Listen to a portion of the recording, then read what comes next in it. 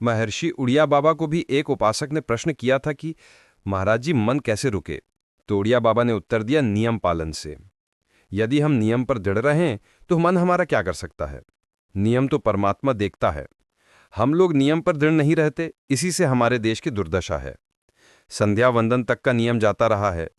भजन करने के लिए नियम की बड़ी आवश्यकता, हाँ बड़े नियम की आवश्यकता है। तो जैसे प्रातःकाल से सायंकाल तक की हर व्यक्ति की अपनी एक दिनचर्या होनी चाहिए। ऐसा नहीं कि आज हम 4 बजे उठे, कल 7 बजे उठे, पर फिर मन को आप कंट्रोल नहीं कर पाएंगे। मन के लिए एक दिनचर्या होनी चाहिए कि हमको 10 बजे सोना है, 4 बजे उठ जाना है। तो फिर 4 से 4:15 नहीं होना चाहिए, 4 बजे उठ जाना। ऐसा नियम बना लें और उठ करके हमको थोड़ी देर नाम जप करना है, थोड़ी देर हमें वाणी जी का गायन करना है, थोड़ी देर हमें ध्यान, एक अपनी दिनचर्या। फिर हम अपने संसार के कार्य के नियम, जो संसार के कार्य हैं उनको भी करते हुए भगवान को समर्पित करें। जैसे जो पद में हैं, जो आपको राष्ट्र सेवा मिली है, जो आपको समाज सेवा के पद मिले या आपको जो घर की सेवा के कार्य मिले, उनमें बहुत धर्मपूर्वक आचरण होना चाहिए। अगर आप अधर्माचरण करते हैं, अपने पद का दुरुपयोग करते हैं, तो आप सुबह जग करके थोड़ा माला चला लीजिए, फिर भी आपका कल्याण नहीं होगा, क्योंकि आप अपने पद का, अपने सेवा का दुरुपयोग कर रहे हैं। जैसे हम जानते हैं कि अधर्माचरण है या धर्मी है, हमें पता है दोषी है, और वो हमको कुछ धन दे देता है और हम उसको मुक्त करवाने की बात सोचते हैं, और जो निर्दोष है उसको फंसा देते हैं। अब तुम चाहे जितना माला चलाने की कोशिश करो या दान पुण्य करो, वो तुम्हारा अधर्माचरण, वो अधर्म का धन तुम्हें सतमार्ग में नहीं चलाने देगा।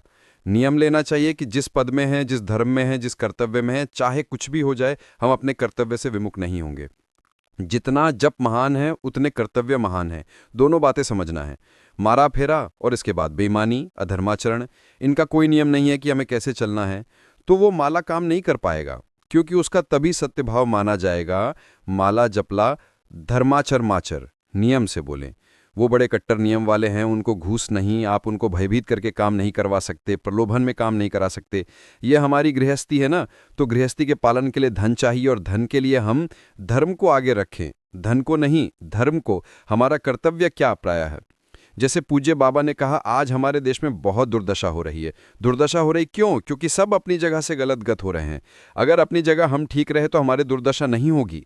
हमारा भजन कम होगा, लेकिन हम धर्म से चल रहे हैं तो हम विजयी होंगे। हम भगवान को प्रसन्न कर सकते हैं, क्योंकि हमें जो कार्य मिला है वो भगवान का ही कार्य है, सृष्टि भगवान का कार्य है। जैसे नए बच्चे कुछ वकील वकालत पढ़ रहे थे, तो यहाँ आके प्रश्न किया था कि हम जानते हैं कि वो दोषी नहीं है, हम जानते हैं कि वो दोषी है, पर दोषी हमें पैसा दे रहा है, तो हम वकालत पढ़ी, इसीलिए हम उसको जिताएंगे।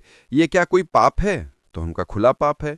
बोले नहीं, हमारी कोई ऐसा कंपनी तो ऐसा कुछ बोले कि हमारी कंपनी को ये सिखाया जाता है, तो हमको तो ये करना ही होगा। अगर नहीं करेंगे तो हमारी वकालत का मतलब क्या रहा? नहीं, वकालत का मतलब अधर्मी को मुक्त करवाना नहीं है। वकालत का मतलब अधर्मी के साबूत एकत्रित करके उसको दंड दिलवाना है और धर्मात्मा को मुक्त करवाना है। अब इसके लिए आपके पास अर्थव्यवस्था अगर कमजोर भी है तो धर्म व्यवस्था आपकी पूरी है। धर्म व्यवस्था ठीक है तो परिवार स्वस्थ रहेगा, सुखी रहेगा, भगवान आप पे प्रसन्न रहेंगे। अच्छा, फिर हमने तर्क रखा कि जैसे आपकी बहन के साथ कोई गलत व्यवहार करे, आपको पता है, और वो आपको 10 लाख रुपया घूस दे, तो क्या आप उसका पक्ष लेंगे? नहीं। तो फिर दूसरी बहन के साथ किया है। अब यहां विचार करना है ना, अपने भाई का अगर कत्ल किए हो, मुझे पता हो कि ये दोषी है, तो क्या हम पैसे से उसको मुक्त करने देंगे? लगेगा कि जान की बाजी लगा देंगे। और तुम्हें हम ऐसे ही, एक गरीब आदमी की किसी ने हत्या की तो आपका पक्ष बनता है, पर यह ज्ञान कहाँ मिलेगा? बिना आध्यात्मिक ज्ञान तो मिलेगा नहीं। ज्ञान तो इस बात का मिला कि कैसे पैसा कमाया जाए। अच्छा, वो पैसा यदि अधर्म से आया है तो आपकी दुर्दशा कर देगा, आपकी बुद्धि भ्रष्ट कर देगा। तो जो बाबा कह रहे हैं कि आज हमारे समाज की बड़ी दुर्दशा हो रही है, उसका कारण यही है कि हमें आध्यात्म का ज्ञान नहीं, हमें धर्म का ज्ञान नहीं, और बड़ी बड़ी गलतियां हो जाती हैं। बिल्कुल पता है आदमी निर्दोष है और हम धन के प्रभाव से उसको दंड दे देते हैं। वो दंड भगवान जब आपको पलट कर देंगे तो आप सह नहीं पाओगे, उसका परिणाम बहुत बुरा होता है। इसलिए समाज को चाहिए अपने अपने कर्तव्य का पालन करते हुए एक नियमावली बना ले। जैसे कुछ दुकानों का नियम होता है कि वहां फिक्स रेट होता है, नहीं होता। वहां ये नहीं चलेगा कि कसम से कहते हैं कि तुम्हें हम अपना जान करके कि 100 रुपया मीटर ये मिला है, हम बिल्कुल मुनाफा नहीं ले रहे। नहीं, झूठ क्यों बोल रहे हो? दुकान खुले मुनाफा के लिए झूठ क्यों बोल रहे हो? हम नहीं लेंगे मुनाफा, हम जितने का लाएं उससे मुनाफा लेंगे, पर 100 रुपये मीटर देंगे। कपड़ा बढ़िया है, न फिट है, इससे नीचे नहीं उतरेंगे। हमें सफाई देने की जरूरत नहीं कि हम कसम खाते हैं या ऐसा जानते हो। बिजली है, दुकान है, नौकर लगे हैं, तो इसका मुनाफा लेने के लिए दुकान खोले हैं, कोई दान करने के लिए तो नहीं। तो सबको पता है मुनाफा लेगा, लेकिन एक फिक्स दाम, उसे 10-20 रुपए का मुनाफा लेके हम उसको बेच रहे हैं। लेकिन झूठ क्यों बोले? बोले झूठ के बिना धंधा नहीं चलता। नहीं, ऐसा नहीं है। अब असत्य बोलोगे तो उससे जो आपको मुनाफा मिले वो आपकी बुद्धि भ्रष्ट करेगा, और सत्य है कि मुनाफा के लिए वही चीज़ और आप एक फिक्स रेट में दे रहे हैं, बढ़िया है। अब अगर आप कोई मिलावट करके भोजन सामग्री दे रहे हैं, आपको पता है, तो जो खाने वाले के हृदय में बैठे हुए भगवान हैं वो तुम्हारे जीवन में मिलावट कर देंगे, तुम्हारा जीवन महान दुखमय हो जाएगा। ये कहाँ समझा जाता है? एक आदमी सिंथेटिक दूध बना रहा है, उससे कहो ये अपने बच्चे को पिलाओ, नहीं पिलाएं, फिर ये दूसरे का बच्चा जब पिएगा तो उसकी हालत क्या होगी? दूसरे शरीर में जाएगा तो हालत क्या होगी? वो केवल धन की बुद्धि रख रहा है। एक आदमी घी में केमिकल मिला रहा है, एक ऐसे अभद्य पदार्थ मिला रहा है, वो स्वयं नहीं खाएगा लेकिन होटलों में भेजा जाएगा, हजारों लाखों लोग खाएंगे, बीमारी बढ़ेगी, उसको रुपए से मतलब है। ये चीज, ये दुर्दशा हर जगह है। धर्म का ज्ञान ना होने के कारण फैल रही है, नहीं फैल रही। एक मरीज बीमार है, असली दवाओं में पैसे ज्यादा है, नकली दवा लेकर के असली के दाम में बेच देना, उसको बिल्कुल फायदा ना होना। लेकिन परमात्मा देख रहा है, तुम जानते हो नकली दवा है, वो तो नहीं जानता, बेचारा ज्यादा पढ़े लिखे नहीं है, किसान आदमी है, गांव का आया, तुमने दे दिया और उसने पैसा दिया इसलिए किए। अब वो पैसा तुम्हारी बुद्धि भ्रष्ट करेगा, तुम्हारे परिवार में कलह पैदा करेगा और तुम्हारा पतन कर देगा। ऐसे हर डिपार्टमेंट में, हर विषय में यदि हम अपने धर्म से चलें, अपने सत्य से चलें और थोड़ा भी भजन होगा, वो आपको उत्तम गति प्रदान करेगा। पर ऐसा कहाँ समझ में आ रहा है? आध्यात्म के बिना भला ऐसा समझ में आएगा? तो इसीलिए कह रहे हैं हमारे देश की दुर्दशा हो रही है। पूर्वजों में पहले यह था कि हमारा धर्म नहीं जाना चाहिए चाहे प्राण चले जाएं, हमारा चरित्र नहीं जाना चाहिए चाहे सर्वस्व नष्ट हो जाए। आज इसकी कोई परवाह नहीं, तो उसी से बुद्धि भ्रष्ट हो जाती है, जीवन एक पशु आचरण वाला हो जाता है और वो अपने को बड़ा सुखी समझने लगते हैं कि हमारे पास बड़ा वैभव है। लेकिन प्यारे, उस दिन को याद करो जिस दिन तुम्हारा आखिरी समय होगा। ना तुम्हारा फार्म हाउस जाएगा, ना महल तुम्हारा जाएगा, ना बैंक बैलेंस, ना कोई व्यक्ति और ना ये शरीर। अब तुम्हारे कर्म तुमको भोगवाएंगे। उस समय की कौन याद करता है? अगर उस समय की याद हो तो भय लग जाए कि नहीं नहीं, पाप नहीं करूंगा, क्योंकि जाना यहां से, अच्छा कब जाना कुछ पता नहीं है, किसी भी समय ट्रांसफर हो सकता है शरीर से। तो हमें लगता है कि महापुरुषों के जो वचन हैं कि हमें एक नियम से जीवन जीना चाहिए, धर्मपूर्वक जीवन जीना चाहिए, अपने कर्तव्य का पालन करना चाहिए, जो हमारे लिए कर्तव्य है। आज प्रायः धन प्रधान बुद्धि होने के कारण कर्तव्य स्वभाव हो रहा है। एक विद्यालय में विद्यार्थी के लिए जो गुरु पद में बैठा, उसका क्या कर्तव्य है? वो अपने कर्तव्य को भूला हुआ है। भला छोटे छोटे विद्यार्थियों को, जिनकी नींव पूरे राष्ट्र सेवा में, समाज सेवा में ये बन सकते हैं, अगर उनको हम सही शिक्षा नहीं दी तो उनका पूरा जीवन बर्बाद हो जाएगा।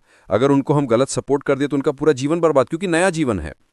और जगह जगह अपने अपने कर्तव्यों का यदि पालन किया जाए तो पूरा समाज सुखी हो जाए। लेकिन कर्तव्यहीनता आ रही है, कोई अपने कर्तव्य को नहीं समझ रहा है। तो यही बात महापुरुषजनों को दुख लगता है कि अगर सब अपने कर्तव्य का पालन करे, धर्म का पालन करे, भगवान का नाम जप करे तो सब सुखी हो जाए। सुख सब चाहते हैं और आचरण दुख वाले करते हैं, इसीलिए सुख नहीं मिल रहा है, परिणाम में हमें दुख मिल रहा है। सच्ची मानना, वो रुपया पूरे परिवार में अशांति पैदा कर देगा। और धर्मपूर्वक 100 रुपये लाओगे और 4-5 परिवार के बैठ के नमक रोटी खाओगे, आनंद से सोगे, बड़ा प्यार रहेगा, भगवान की कृपा रहेगी। पर यह बात समझ में नहीं आती है। तो ये वृत्ति अगर छोड़ी ना जाएगी तो कुछ भी कर लो, कहीं भी दान पुण्य कर लो, लाभ नहीं मिलेगा। अगर दान देने की बात कही गई है तो धर्मपूर्वक कमाए हुए धन से।